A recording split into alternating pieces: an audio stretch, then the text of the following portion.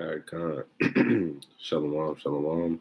First and foremost, I want to give all glory, honor, and praise to Yahweh, Bashem Yahushua.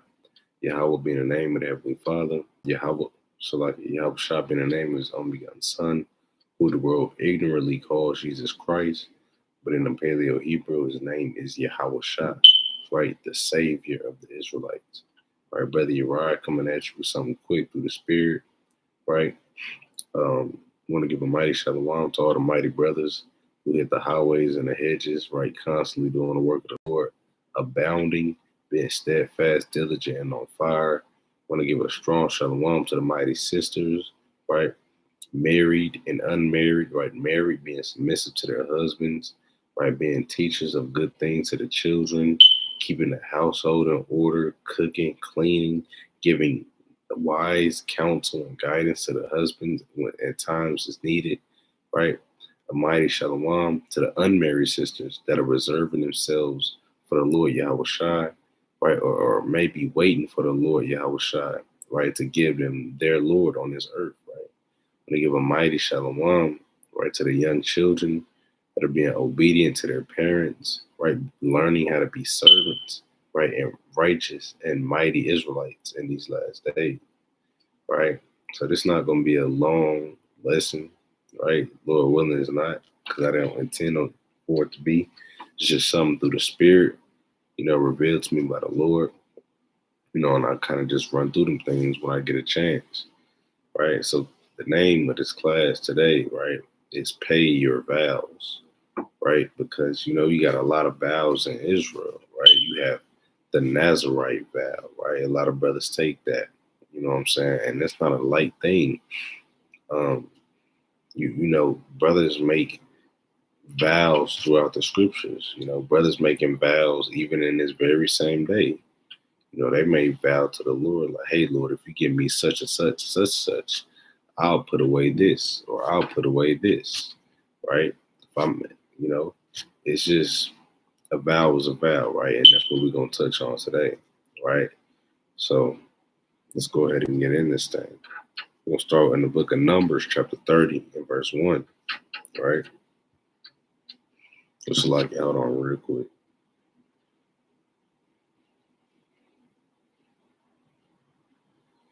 Real quick, Salaki.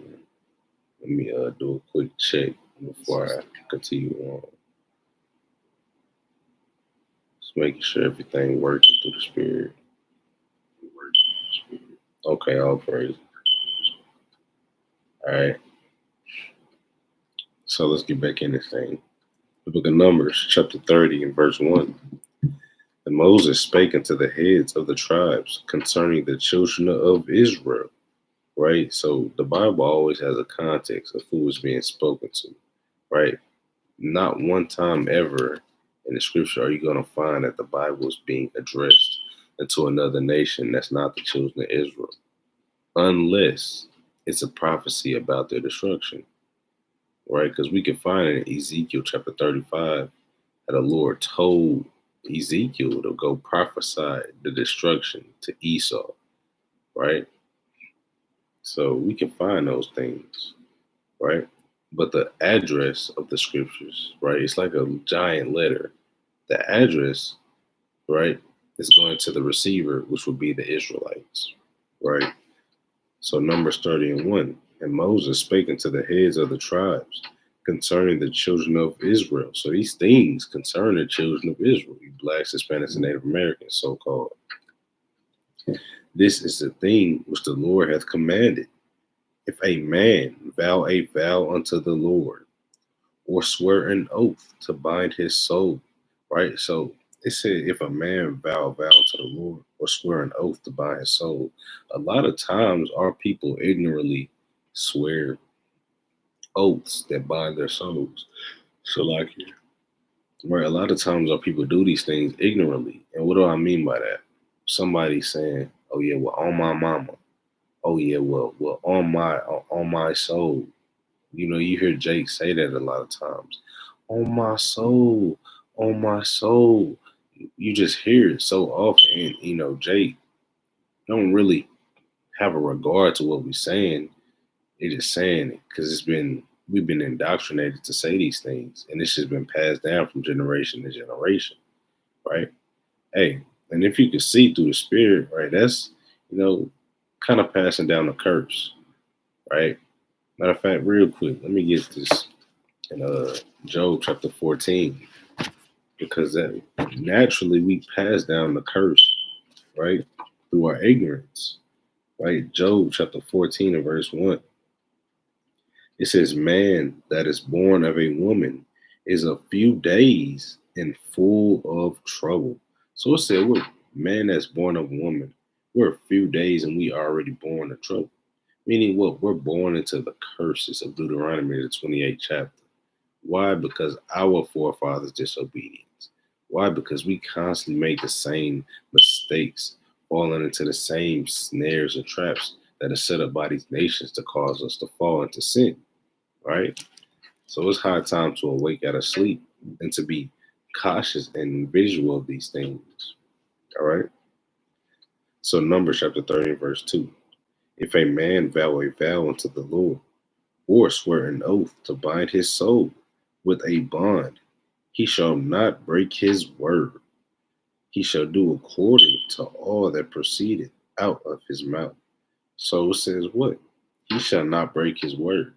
So the Lord requires your obedience and your utmost diligence, right? The Lord requires, the Lord requires you, right, to be a man or a woman of your word, right? Because what's in the commandments? Let's go to the book of Exodus, the 20th chapter, right? Exodus, the 20th chapter, right? In start at verse 13. Exodus 20 and 13. It says, thou shalt not kill. Right now, the reason I started with that precept, right, Exodus 20 and 13, thou shalt not kill, is because what my earthly father used to tell me, right, he says, hey, if you'll lie, you'll steal. And if you'll steal, you'll kill, right? That's what we call in the scriptures, right, Sirach 3 and 27, right, Sirach 7 and 7, heaping sin upon sin, right? So if you'll lie, you'll steal. If you'll steal, you'll kill. And right, and this is just a trickle down effect. All right. Let's read on. Thou shalt not commit adultery. Thou shalt not steal. Thou shalt not bear false witness against thy neighbor. Right. So what is bearing false witness? Meaning lying. Right. So we're not to lie. Right. We have to be men and women of our words. That's the standard that the Lord is holding us to. A higher standard of what? Righteousness, obedience, right? A higher standard of living, because this world is full of robbery, deceit, and lies and mischief. So somebody has to be the light in the world, right?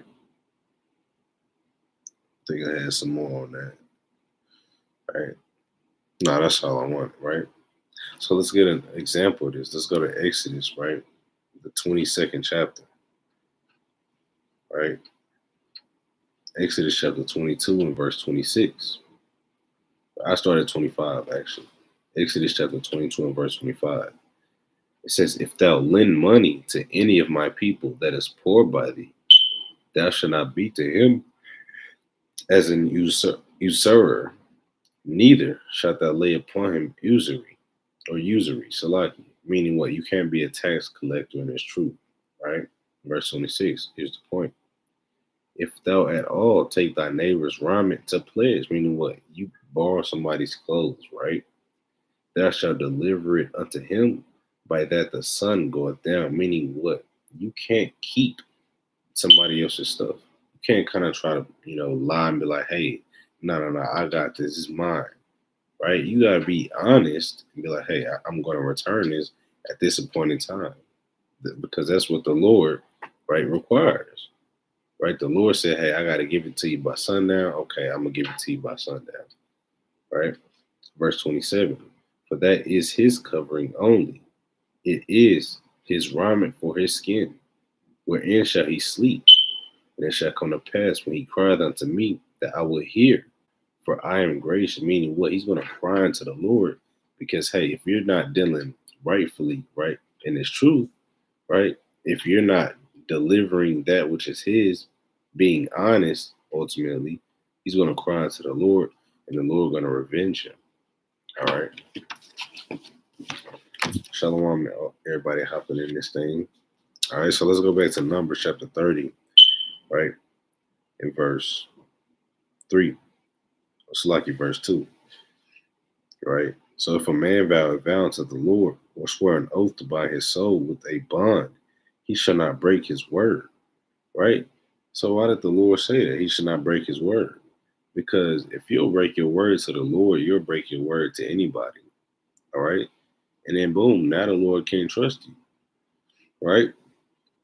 If the Lord can't trust you, then what good are you, right? If the Lord can't trust you, that means I can't trust you. Your brothers can't trust you. Your sisters can't trust you. Your congregation can't trust you, right? Then you start to have the spirit of an outcast, and then boom, the Lord starts to diminish you and bring you lower and lower. Let's get a precept on that real quick, right? Let's go to Psalm chapter 109. Psalm chapter 109. I'm going to start at verse 6. It says, thus, set thou a wicked man over him, and let Satan stand at his right hand. Because ultimately, if you can't keep your word, that means you don't have control over your spirit. And if you don't have control over your spirit, you don't have control over the vessel that you're dwelling in, right?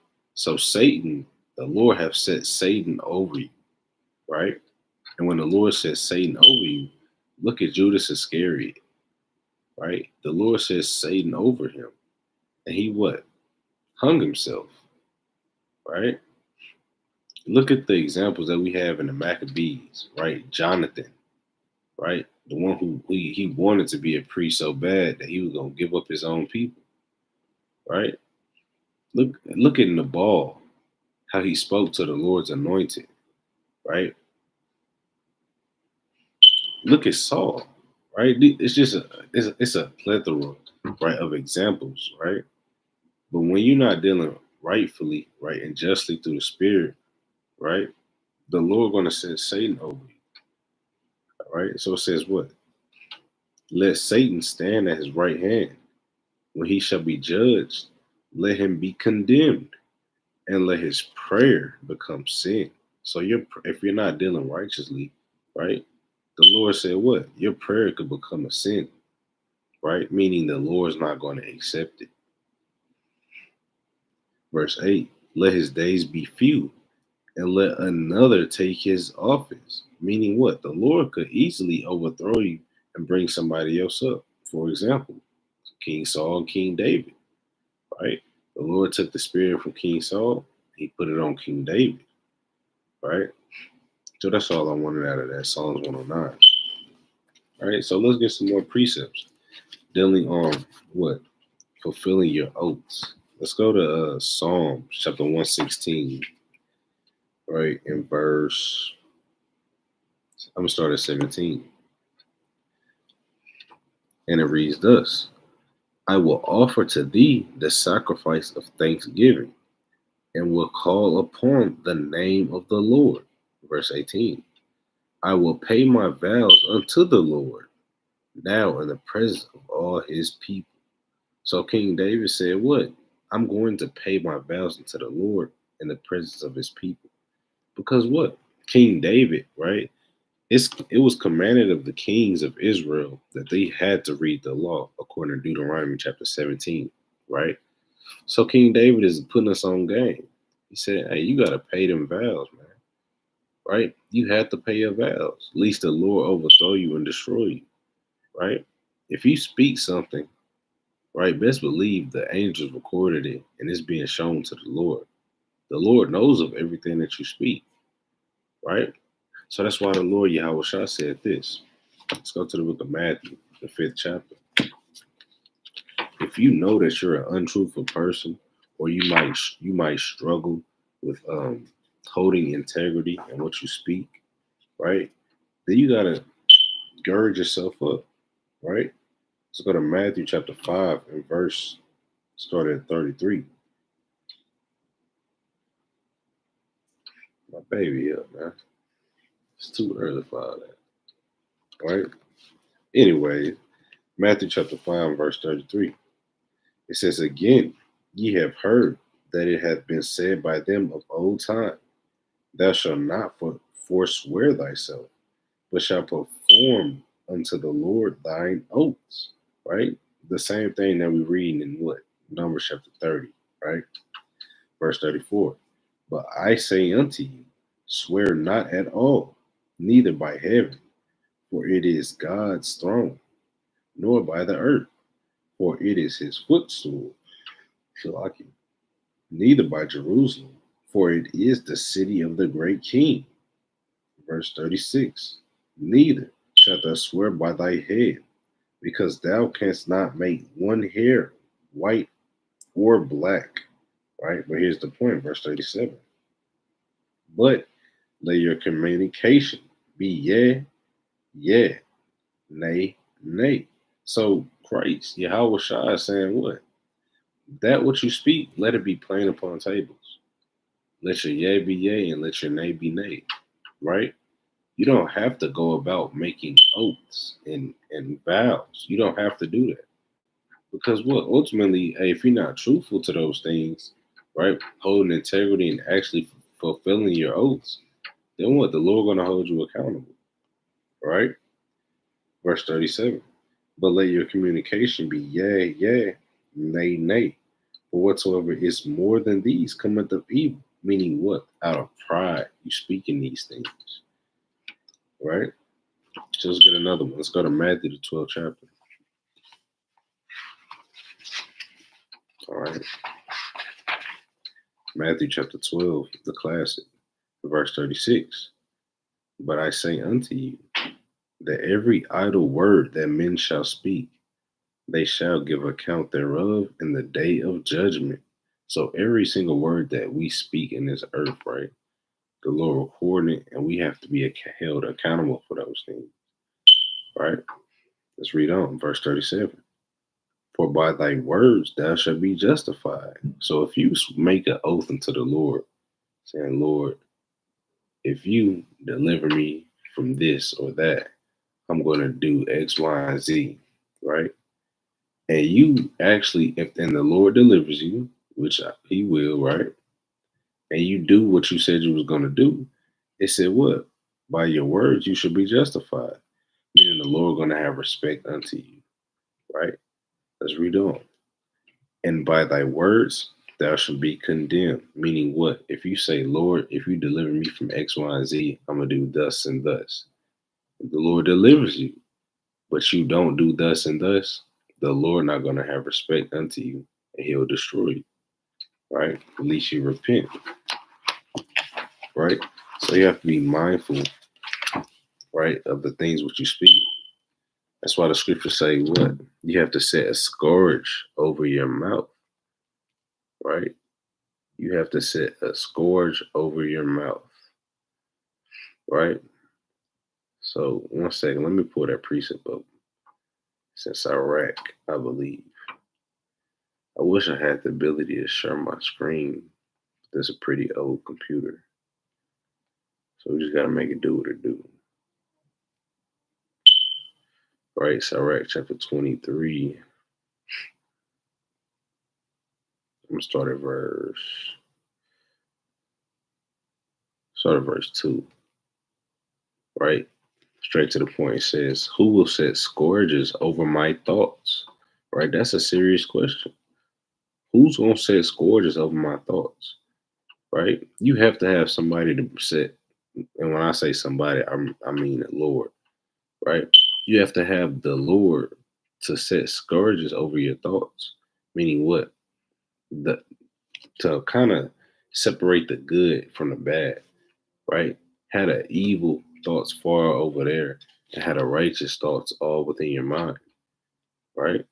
And the discipline of wisdom over mine heart, meaning what? The constant meditation of the scriptures, constant meditation of the precepts, the milk, right?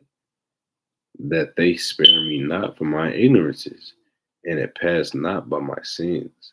Right? So you have to have discretion over your thoughts and over your tongue, right? Because ultimately what? It'll have you destroyed. Let's get this real quick. Sirach chapter 22 and verse 27.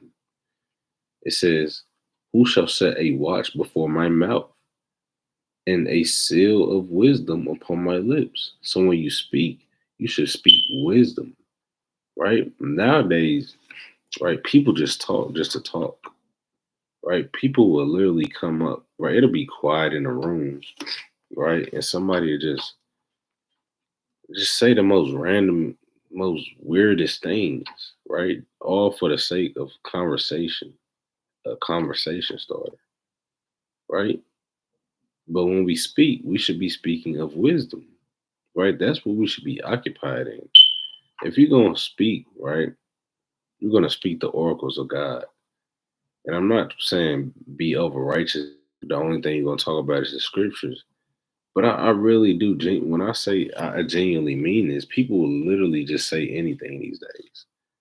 That's not the spirit we should be moving in. We don't have to just, hey, if there's nothing to talk about, there's nothing to talk about. That's just what it is, right? And when you start going about trying to just talk about random things, now you start getting off in the folly. When you start getting off in the folly, it just leads to more sin. When it start going into more sin, it takes you to another level. Now you start reminiscing about all the evil that you used to do in the world, right? These things actually happen. All right. So let's read on, right? Well, let's go back to Numbers chapter 30, right? Numbers chapter 30 and verse 3. It says, if a woman also vow a vow unto the Lord and bind herself by a bond, being in her father's house in her youth, and her father hear her vow, and her bond wherewith she had bound her soul, meaning what? If right, if a young woman or young lady, she still stays with her father and her mother, right? And she vow a vow. And let's just say Pops, right? He just happened to walk by and he hear her vowing this vow to the Lord, right? And fathers have, the discernment to know whether their children are worthy or full of enough integrity to fulfill these vows, right? So that's the context, right? Let's read on. And her father, Salaki, and her father hear her vow, and her bond wherewith she had bound her soul. And her father shall hold his peace, meaning what? He don't interrupt it, and he don't say anything to the Lord about it. Then all her vows shall stand, and every bond wherewith she had bound her soul shall stand, right? But if her father disallow her in the day that he heareth, meaning what? Hey, daughter, I heard that vow that you made to the Lord, and I'm not comfortable with how that vow is. I don't like what you said, right? It's lucky. But if her father disallow her in the day that he heareth, not any of her vows or of her bonds wherewith she had bound her soul shall stand, right? Because you never know, right? Hey, we gonna get an example, right, of a brother making a foolish vow, right? A vow that should have had more thought put into it before exercising, right? But and sometimes that's how our younger daughters, our younger women are, right? They might say, Lord, if you give me a husband, I'll stop doing X, Y, and Z, right? Or Lord, if you give me a husband, I'll be the most Proverbs 31 woman there is, right? And then boom, the Lord give you a husband, but you still acting like a nigga woman, right? You still acting like a nigga woman, right? And that's where the father would step in, like, hey, you still a nigga woman. I don't think I'm not gonna allow you to make this vow. That's basically what this is. All right. Let's read on in verse 6. Well, actually, hold on. Before we read on verse 6, let's go to Ecclesiastes, the 5th chapter, real quick. Because Ecclesiastes chapter 5, that's a heavy chapter concerning the power of the tongue, right? Ecclesiastes chapter 5. Still getting used to this new Bible. So y'all bear with me.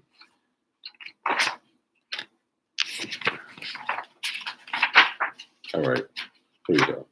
Ecclesiastes chapter 5. I'm going to start at the top. It says, keep thy foot, meaning what? Hold your peace, right? Keep thy foot when thou goest to the house of God, and be more ready to hear than to give the sacrifice of fools. And we use this precept a lot on the streets because brothers and sisters, for some strange reason, they think we come out there to get taught rather than do the teaching, right? Right. So you have to keep your mouth, meaning what? Shh, just be quiet and listen, right? Keep that foot when thou goes to the house of God. When the precepts are coming out, you shouldn't be loud mouth and obnoxious, right? But rather you should have the spirit of meekness and humility and listen, right? For they consider not that they do evil. So every time you're trying to interrupt the scriptures, every time you're trying to interrupt the words of the Lord, you don't consider that that's an evil thing in the sight of the Lord. Let's read on. Verse 2. Be not rash with thy mouth, and let not thine heart be hasty to utter anything before the Most High. So it said, be not rash with your mouth, meaning what? Don't just speak anything that come to your mind. That's why we read earlier in Sirach chapter 23 that you have to set scourges over your heart, or what, your mind. And be not hasty to utter anything before God. Meaning what? Don't just up and do something just because. These things you have to take thought when you do these type of things, right? For God is in heaven, and thou upon earth. Therefore, let thy words be few. Right? So let's drop down to verse 3. When thou vowest a vow unto the Most High, defer not to pay it, for he hath no pleasure in fools. So you will be a fool if you take a vow and you don't fulfill your vow, right? The Lord have no pleasure in fools. He's not going to have respect unto that person, right? Let's read on. Better it is, that's like it. So pay that which thou hast vowed. Better is it that thou shouldest not vow than that thou shouldest vow and not pay. So you have to weigh the balance, right? It's a precept in Luke. I want to say chapter 11, right? Or 12, one of them. And it says, which one of you counted not the cost, right? The context was going into a man building a temple or something like that, right? And you had to count the cost before he built the temple. So which one of you counted not the cost? Meaning, which one of you didn't put the thought, right? The thought into this process before you took the vow, right?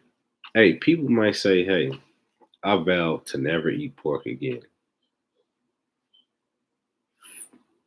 2 months later, they eating pork. Oh, Lord, forgive me. I failed, right?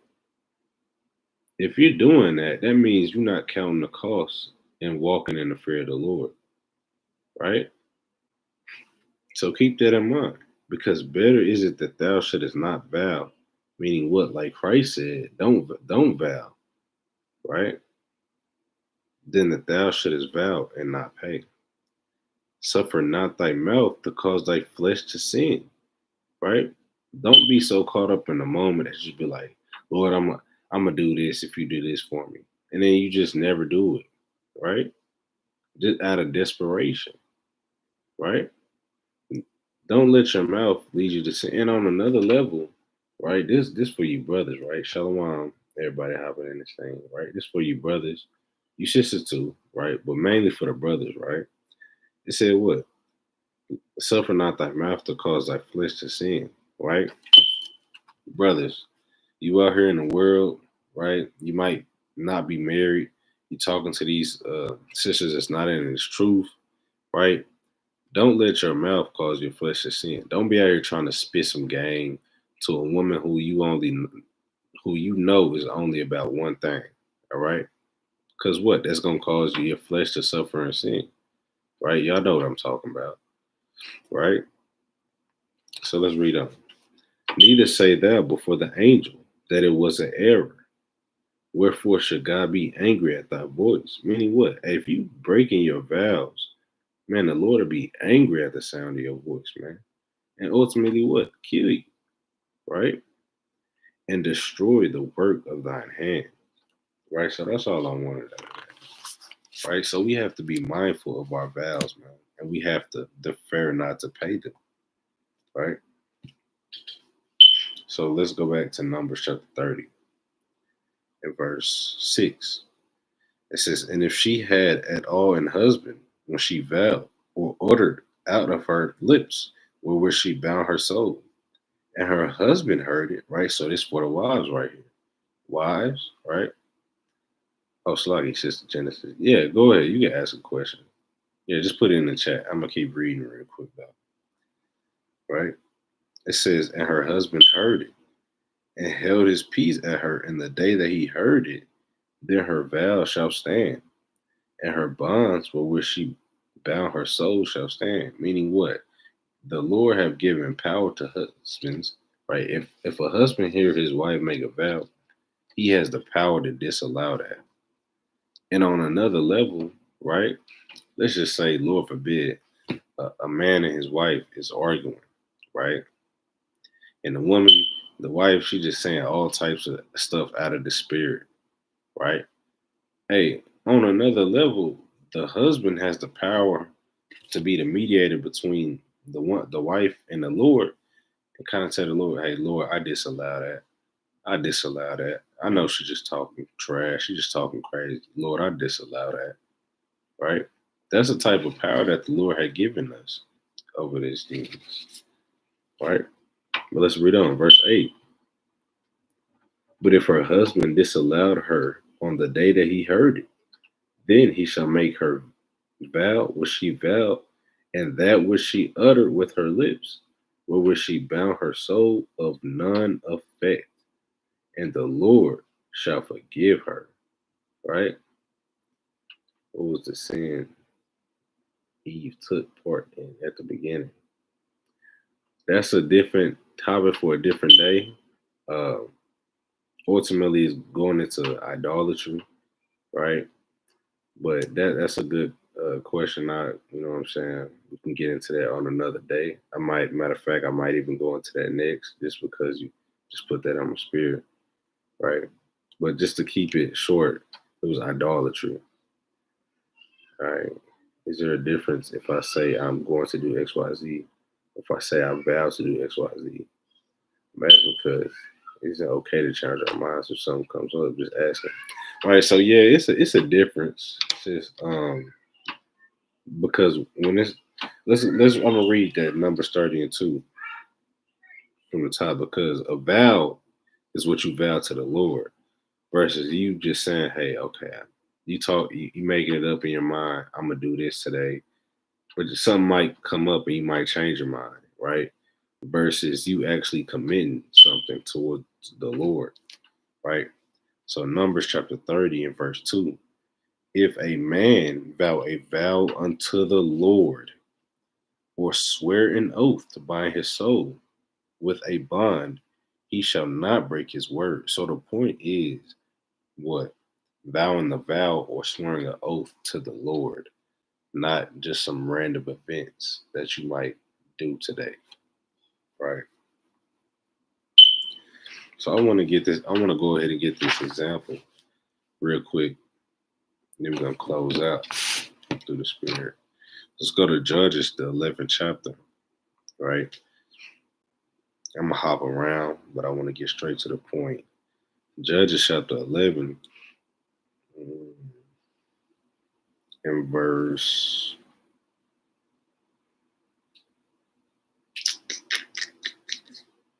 I'm sorry, 29.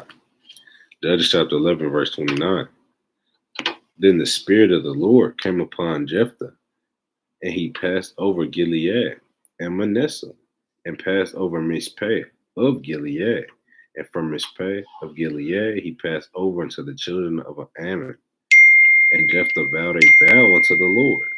So it said that Jephthah vowed a vow unto the Lord. This is what he said. And said, if thou shalt without fail deliver the children of Ammon into mine hands. Listen to this.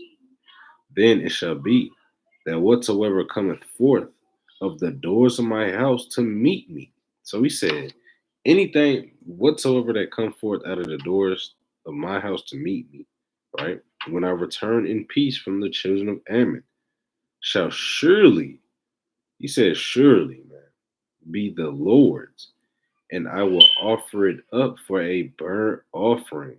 So this is what I meant right here when I said counting the cost. Right, matter of fact, I'm gonna get this preset real quick because it's still in my spirit. Right. This is what I mean when I say you have to count the cost. Okay, it's Luke chapter 14 and verse 28. Real quick. For which of you intending to build a tower sitteth not down first and counteth the cost, whether he have sufficient to finish it, right? Least happily, after he had laid the foundation and is not able to finish it, all that behold it begin to mock him, right? So you have to carefully plan these things out. At least you'd be a laughing stock, all right? So he said, whatsoever that comes, basically the first thing that comes through those doors, I'm going to burn it. So he didn't stop to think, okay, well, okay, what if it's my child, my daughter? What if it's my son? What if it's my wife? What if it's my dog? You know, dogs is man best friend, so called, right? Right, but the point is, hey, he didn't stop to consider. All right. And ultimately, he let his mouth lead him to destruction. Right? But let's read on. Verse 32. So Jephthah passed over unto the children of Ammon to fight against them, and the Lord delivered them into his hand. So boom, the Lord had respect unto his vow, right? And he smote them from Aroer, even till thou came to Menyith, even 20 cities, and into the plain of the vineyards with a very great slaughter. Thus the children of Ammon were subdued before the children of Israel. And Jephthah came to Mizpeh unto his house, and behold, his daughter came out to meet him with timbrels and with dances, and she was his only child. Beside her, he had neither son nor daughter. Hey, so she coming out to celebrate. She's excited that her father done returned from war, from beating up on nasty Japanese folks, so called, right? She coming out dancing, kumbaya, thinking everything is okay, right? Reading on. And it came to pass when he saw her that he rent his clothes and said, alas, my daughter, thou hast brought me very low, and thou art one of them that trouble me. And why is that? Because what? The vow that he made, it wasn't specific, right? Hey, he's gonna follow through on his vow, but hey, he's not specific in his speech, right? It says what? It's like, for I have opened my mouth unto the Lord, and I cannot go back. So keep it in mind, when you open your mouth to the Lord, you can't go back. It is what it is. You have to follow through, be steadfast and unmovable, right? So be mindful of the things that you speak, right?